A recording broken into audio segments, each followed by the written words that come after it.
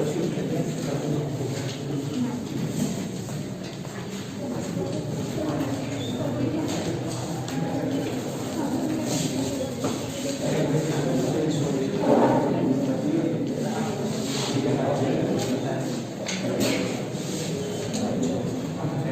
हमने 4 एग्जाम्पल लिखा हुआ है। तो 1 डिग्री कार्बन का मतलब यहाँ पे समझ लीजिए, ऐसे ऑर्गेनिक कंपाउंड जिसमें केवल एक कार्बन होता है उसे हम लोग कहते हैं 1 डिग्री कार्बन। इसका एग्जाम्पल होता है मीथेन। मीथेन में आप देखेंगे केवल एक ही कार्बन एक्सिस्ट करता है ना, इसमें आप 2 कार्बन को आप नहीं पाएंगे, मीथेन है तो ये कहलाएगा कार्बन 1 डिग्री। या दूसरा का डेफिनेशन होता है, अगर किसी ऑर्गेनिक कंपाउंड में कोई कार्बन एटम केवल एक कार्बन के साथ बॉन्डिंग कर रहा हो, तो अगर ऑर्गेनिक कंपाउंड में कोई कार्बन एटम केवल एक कार्बन के साथ बॉन्डिंग करता है तो उसे भी हम लोग यहाँ पे कहेंगे 1 डिग्री कार्बन। जैसे सेकंड एग्जांपल में देखिए, ये वाला कार्बन किसके साथ बॉन्डिंग कर रहा है, केवल इसके साथ ना, तो आप कहेंगे ये भी आपका हो जाएगा 1 डिग्री कार्बन ना, और ये वाला भी केवल इसी के साथ बॉन्डिंग कर रहा है ना, तो ये भी आपका हो जाएगा केवल 1 डिग्री कार्बन ना। तो ऑर्गेनिक कंपाउंड में अगर केवल एक ही कार्बन हो तो भी हम लोग उसको कहेंगे 1 डिग्री कार्बन, और या तो अगर ऑर्गेनिक कंपाउंड में एक कार्बन के साथ कोई कार्बन एटम बॉन्डिंग कर रहा हो तो पीछे वाला गेट खोल दो, पीछे वाले से आए अपना, पीछे का गेट खोल दो, पीछे से, ठीक है। तो यहाँ पर भी आप देखिए इथेन में ये वाला कार्बन इसके साथ बॉन्डिंग कर रहा हुआ है, इसलिए ये कहलाएगा 1 डिग्री, और ये वाला कार्बन जो इसके साथ बॉन्डिंग कर रहा हुआ है इसलिए ये भी कहलाएगा आपका 1 डिग्री कार्बन ना। तो लिखिए आप लोग डेफिनेशन 1 डिग्री कार्बन के लिए, ऐसे ऑर्गेनिक कंपाउंड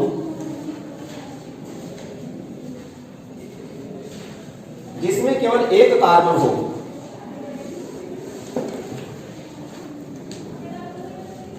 जैसे मीथेन,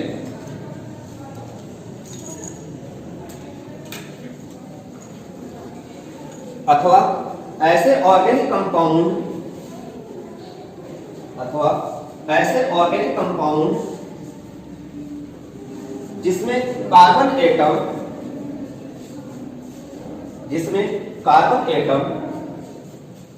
केवल एक कार्बन के साथ बॉन्डिंग करे,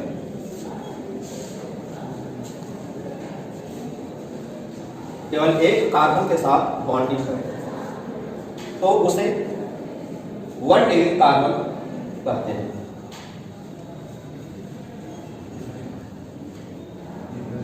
तो यहां पे देखिए एग्जांपल में बताया हुआ है ना, इस वाले में दिख रहा है नहीं, बोलो मैं ना बताऊं, इसमें 1 डिग्री कार्बन कौन सा होगा, इस वाले में 1 डिग्री कार्बन कौन सा होगा,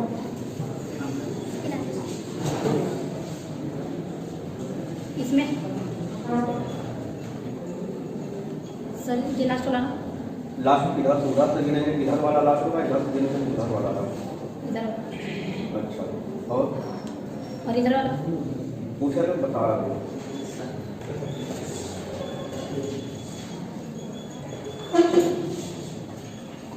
जल्दी बोलो सर बता,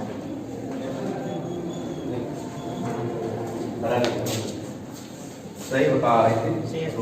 ये वाला कार्बन केवल इसके साथ बॉन्डिंग कर रहा हुआ है ना, इसलिए इस कार्बन को हम लोग कहेंगे 1 डिग्री कार्बन, और ऐसे यहाँ पर भी ये वाला केवल इसके साथ बॉन्डिंग कर रहा हुआ था, इसलिए इस कार्बन को भी हम लोग यहाँ पे कहेंगे 1 डिग्री कार्बन। बट एग्जांपल आप लोग नोट कर लीजिए। तो आइसो को यहाँ पे आप लोग समझ लीजिए, आइसो का सिंबलाइजेशन इस तरीके से होगा,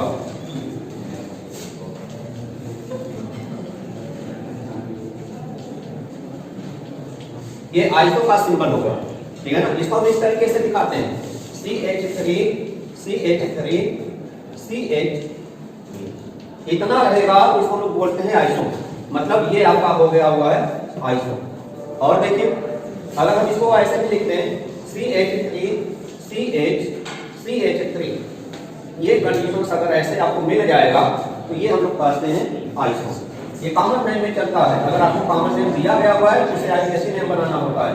तो अगर आइसो करके लिखा हुआ है तो कैसे हम पहचानेंगे? अगर आइसो बुला है तो आप इस तरीके से स्ट्रक्चर बनाइएगा। अगर देखिए कॉमन नेम अगर हमें बताना है, जैसे हमने लिख दिया CH3 और यहाँ पर भी हमने लिख दिया हुआ है CH3। कॉमन नेम अगर हमें बताना है कितने कार्बन है, 1 2 3 4 से अगर आप लोग पढ़े होंगे तो ब्यूटेन पढ़ता है ना, हमारा आइसो ये मिल गया हुआ है, इसको हम लोग बोल सकते हैं आइसो ब्यूटेन। ये कॉमन नेम है, ठीक है ना। इस तरीके से अगर हमने कहा आइसो पेंटेन, यही स्ट्रक्चर आप बनाइए CH3 CH3 और यहाँ पे आप ये हो गया 5 कार्बन ना। आइसो हमने लगा दिया, ये आपका कराएगा आइसो पेंटेन, ठीक है। तो आइसो का सिंबल आपको याद रखना होगा, तो नोट कर लीजिए आइसो, लिखवाना कुछ नहीं, आपको आइसो को आइडेंटिफाई करना है। क्या सर इस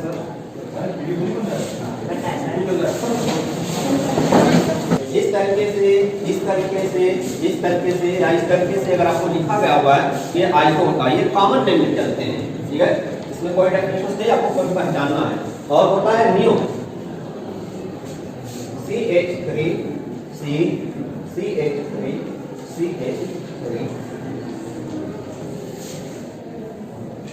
ये अगर ऐसा रहेगा तो इसको हम लोग बोलेंगे नियो, ठीक है ना। इसको हम लोग ऐसे भी अगर लिखा रहेगा तो भी आप नियो रीड करेंगे, जैसे यहाँ पे हमने लिखा था ना CH3 का होल ट्राई C। अगर ऐसा आपको लिखा हुआ है तो ये भी याद रखेगा नियो। अब जैसे देखिए ये कॉमन नेम में चलेगा, अगर हमें नियो को लेकर हम कोई नाम अगर आपको बताएंगे तो इस तरीके से, जैसे इसको देखिए यहाँ पे आप देख रहे हैं ना नियो है, ये नियो मिल गया ना। आप चाहे ऐसे नियो करिए चाहे ऐसे, कोई प्रॉब्लम नहीं है। तो ये नियो हो गया है, तो कितने कार्बन इसमें हैं? 5 ना। तो क्या हो जाएगा ये नियो पेंटेन। इसलिए आप देखिए आइसो वाले में हमने ये जो जब आइसो पेंटेन बनाया था ये मेथिल हम यहाँ पे नहीं जोड़े थे, क्योंकि अगर हम यहाँ पर जोड़े थे तो फिर आइसो यहाँ पर ये नियो बन जाता, इसलिए हमने मेथिल ग्रुप यहाँ पे लगाया था, ठीक है ना। तो नियो ये पेंटेन हो जाएगा। और देख लीजिए आप लोग CH3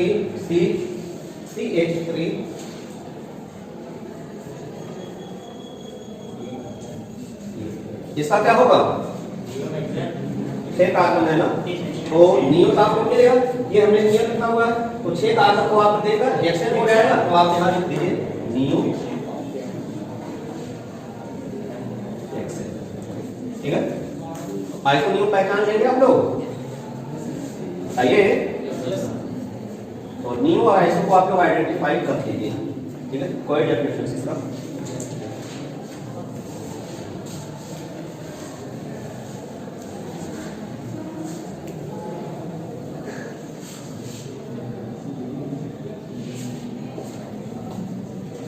अब अगला हम लोग सीखेंगे कार्बन की काउंटिंग। कितने लोग कार्बन की काउंटिंग जानते हैं? एक कार्बन रहता है क्या बोलते हैं, 2 कार्बन रहता है क्या बोलते हैं, कितना जानते हो? कहाँ 10 तक जानते हैं? अरे होता नहीं काफी, ठीक है।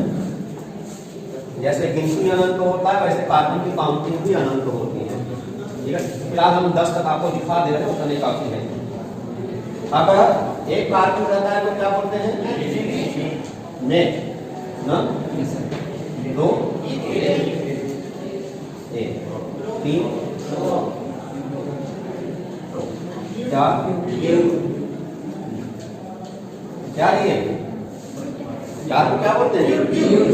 ब्यूट की बट, बट है अंग्रेजी है ना। अब ब्यूट की बट है, ब्यूट की आप ब्यूट पढ़ोगे तो अंग्रेजी का यहाँ पाठक कर रहे हो, ब्यूट है ना। 5 6 7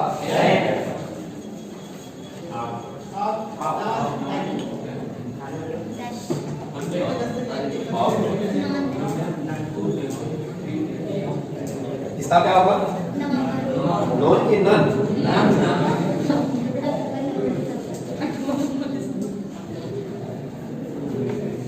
और 10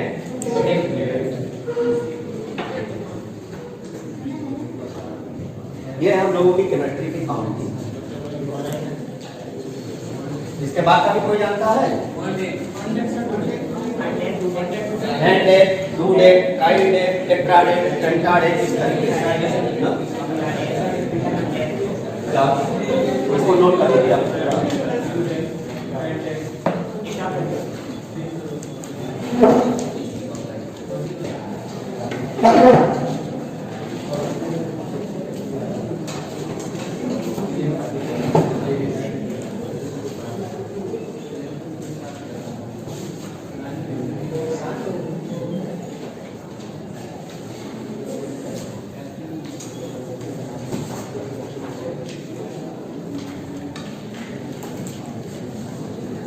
इसको और क्या बोला जाता है?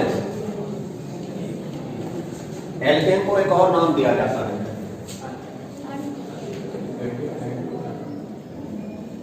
कोई बताया? पैराफिन।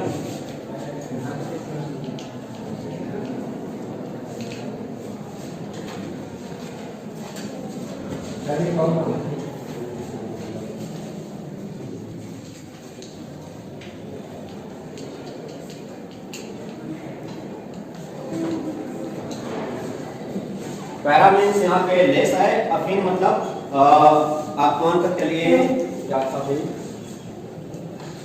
अफिनिटी। तो अफिनिटी का मतलब अट्रैक्शन होता है, तो ये लेस अट्रैक्टिव हो जाता है, मतलब लेस ये रिएक्टिव होता है, इसीलिए यहाँ पे इसको बोला जाता है पैराफिन।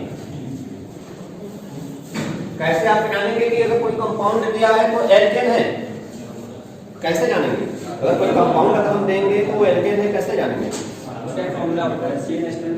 वो मॉलिक्यूलर फार्मूला है। यहाँ पे हम लोग क्या करते हैं, जनरली ऑलमोस्ट केसेस में ऐसे स्ट्रक्चर बनाते हैं ना, तो स्ट्रक्चरल डिस्प्लेड या कंडेंस्ड फार्मूला ही हम लोग लिखते हैं। जब मॉलिक्यूलर फार्मूला लिखेगा तो मॉलिक्यूलर फार्मूला लिखेंगे, CnH2n+2 लगाएंगे, अदरवाइज कैसे जानेंगे? सभी कार्बन में सिंगल बॉन्ड रहेगा ना, सिग्मा बॉन्ड ही पाए जाएंगे। अगर याद रखिएगा कार्बन कार्बन के बीच सिग्मा बॉन्ड एक्सिस्ट कर रहा हुआ है तो यहाँ पे एल्केन चलेगा, और अगर कोई बॉन्ड को रिप्रेजेंट नहीं किया हुआ है, जैसे कंडेंस्ड फार्मूला अगर दे दिए, तो भी हम ये मानकर चलेंगे कि ये आपका सिग्मा बॉन्ड कार्बन कार्बन के बीच रहेगा। तो सबसे बड़ा आइडेंटिफायर इसका क्या होगा?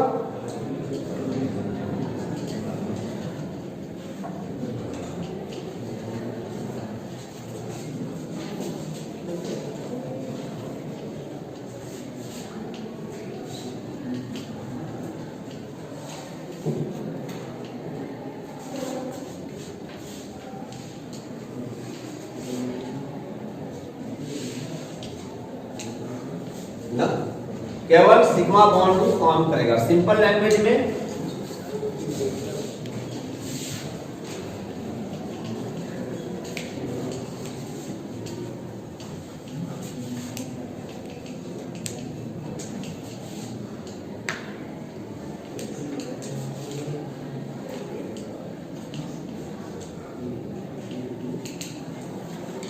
कार्बन एटम के बीच में सिंगल बॉन्ड अगर है तो भी हम मानकर चलेंगे ये आपका एल्केन होगा, या सिग्मा बॉन्ड का मतलब ही हो जाता है सिंगल बॉन्ड ना, sigma bond single bond.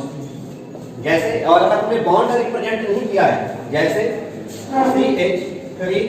CH3 तो भी हम लोग इसको मानकर चलेंगे कि ये सिंगल बॉन्ड ही चल रहा हुआ है।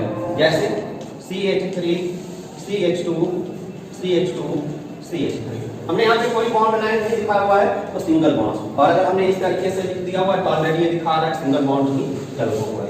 तो चाहे कंडेंस्ड फार्मूला हो, चाहे आपका स्ट्रक्चरल फार्मूला हो, चाहे डिस्प्लेड, अगर वहां पे सिंगल बॉन्ड एक्सिस्ट कर रहा हुआ है तो याद रखिएगा आपका हो जाएगा एल्केन। और अगर मॉलिक्यूलर फार्मूला दे दिया, मॉलिक्यूलर फार्मूला जैसे हमने दे दिया C4H10 या C5H12 ना, ये आपका क्या है, इसको हम लोग कहते हैं, आपको बताया थे कि ये मॉलिक्यूलर फार्मूला है।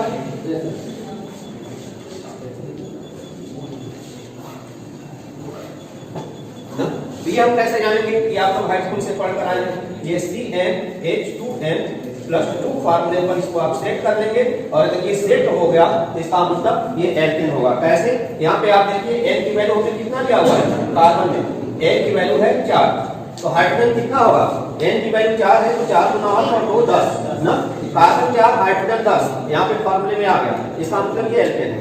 n की वैल्यू 5 है तो 5 गुना 10 और 2 12, मतलब ये भी आपका एल्केन है ना। नोट कर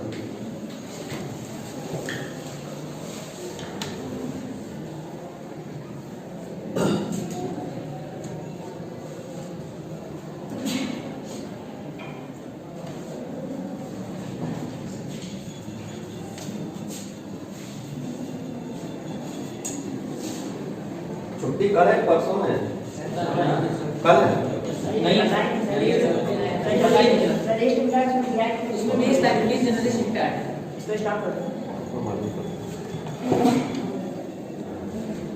नहीं रहेगा, ठीक है ना।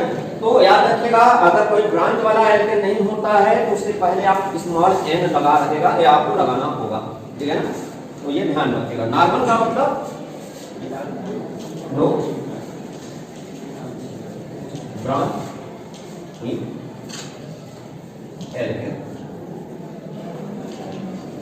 ना, जैसे नॉर्मल ब्यूटेन ये था और ये क्या है,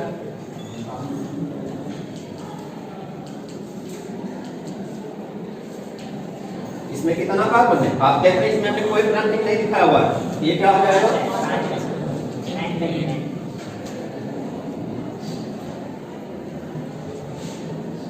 नॉर्मल पेंटेन ना। नॉर्मल थोड़ा सा आपको बता देते हैं,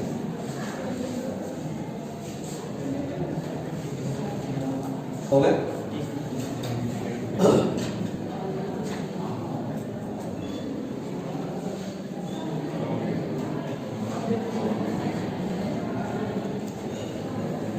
अब देखिए आज कैसे हम स्टार्ट करते हैं, कुछ बेसिक कॉन्सेप्ट आपको बता रहे हैं, उसको ध्यान दीजिए।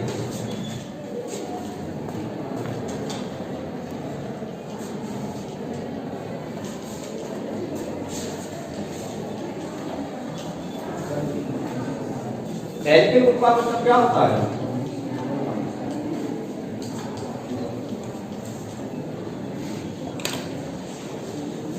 Sumit Pandey, alkene group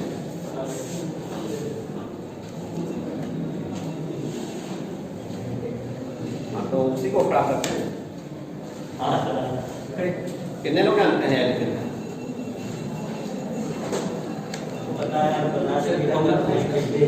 formula बताएंगे नहीं, हाँ बताओ। सर इसका फॉर्मूला होता है CnH2n+1। CnH2n+1। जब एल्केन में से एक हाइड्रोजन आप हटा देते हैं तो जो कंपाउंड फॉर्म करता है उसे हम लोग कहते हैं एल्किन, ठीक है। जैसे अगर आप एल्केन ले लीजिए CH4 ना, और अगर आप ये क्या है, ये है मीथेन ना, और इसमें से एक हाइड्रोजन आप हटा लेते हैं तो बच जाता है CH3, तो अब आप यहाँ पे YL है तो आप लगा दीजिए मेथिल। तो CH3 का मतलब क्या हम लोगों को पढ़ना है, मेथिल पढ़ना है। और अगर आप इथेन ले लेते हैं जैसे C2H6 ना, ये है इथेन, इसमें से एक हाइड्रोजन हटाएंगे तो क्या हो जाएगा एथिल, तो क्या बनेगा C2H5, ये है एथिल। तो एल्केन कैसे बनता है, एल्केन में से आपको एक हाइड्रोजन कम कर देना है ना। तो ये हमने एल्किन लगाया हुआ है, अब देख रहे हैं ना नॉर्मल नहीं है, ये हमने ब्रांच लगा दिया हुआ है। तो आप सबसे पहला कॉन्सेप्ट होता है कि आपको सबसे लंबा चेन सेलेक्ट करना होता है। लंबा चेन आप देखेंगे ऐसे चलेंगे या ऐसे चलेंगे तो आपको लंबा चेन सेम कार्बन का मिलेगा। अगर आप ऐसे रीड कर रहे हैं तो भी आपको 5 कार्बन मिलेगा, आप ऐसे रीड करेंगे तो भी आपको 5 कार्बन मिलेगा। तो आप दोनों तरफ से स्वतंत्र हैं, चाहे ऐसे आप लीजिए चाहे मुड़ कर लीजिए, कोई प्रॉब्लम नहीं करेगा। ब्रांच जब काउंटिंग स्टार्ट करेंगे तो काउंटिंग के लिए आपके पास 2 ऑप्शन है। आप कहेंगे हम ऐसे गिनेंगे 1 2 3 4 5, कार्बन की काउंटिंग हो रही है। कुछ लोग कहेंगे इधर से गिनेंगे 1 2 3 4 5 ना, एक और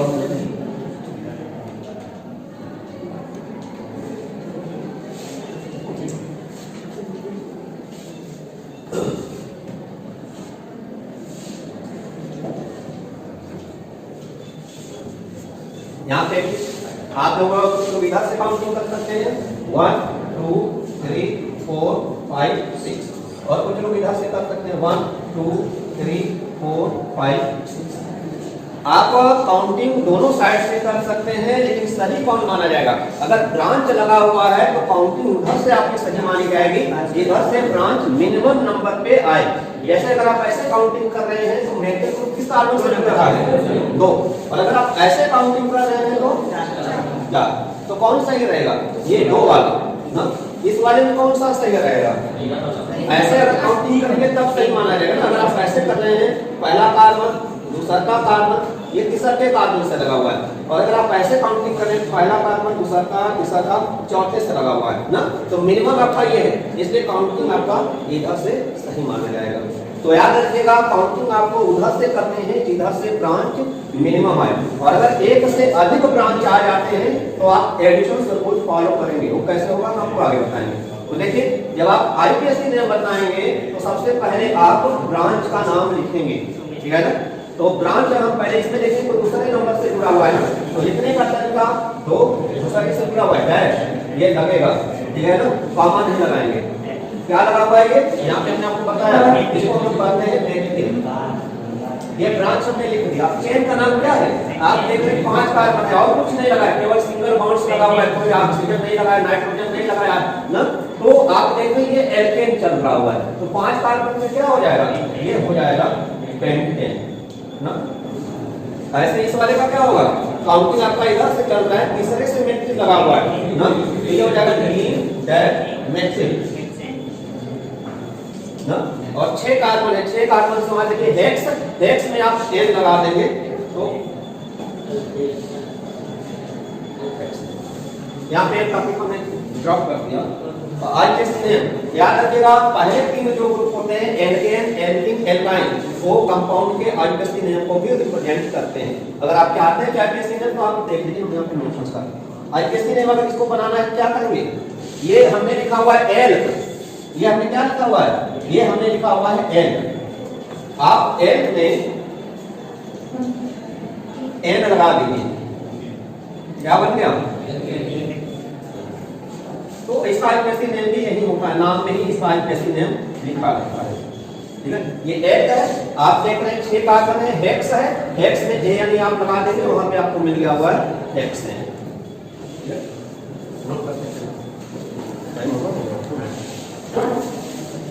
चलो ठीक है, कंटिन्यूटी बनी रहेगी, इसके बाद तो हम कल आपको